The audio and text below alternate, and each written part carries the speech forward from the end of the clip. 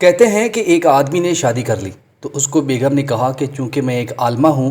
اسی وجہ سے ہم شریعت کے مطابق زندگی بسر کریں گے۔ وہ آدمی اس بات سے بہت خوش ہوا کہ چلو اچھا ہوا کہ بیگم کی برکت سے گھر کی زندگی تو شریعت کے مطابق گزرے گی۔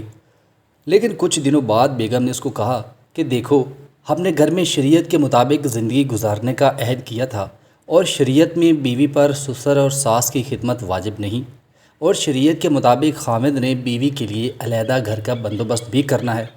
لہٰذا میرے لیے ایک علیحدہ گھر لے لو۔ وہ آدمی بڑا پریشان ہوا کہ علیحدہ گھر لینا تو مسئلہ نہیں، لیکن میرے بوڑھے والدین کا کیا بنے گا؟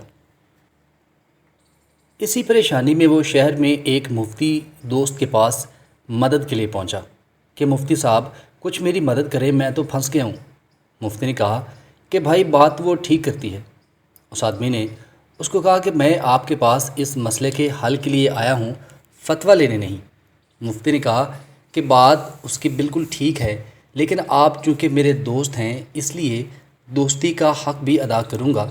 لہٰذا جاؤ اور بیوی کو بتا کہ شریعت کی روح سے میں دوسری شادی بھی تو کر سکتا ہوں،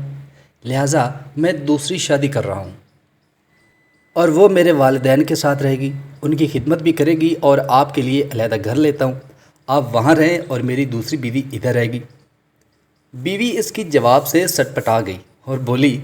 چلو دفع کرو دوسری کو، میں ادھر ہی رہوں گی اور آپ کے والدین کی خدمت بھی کروں گی،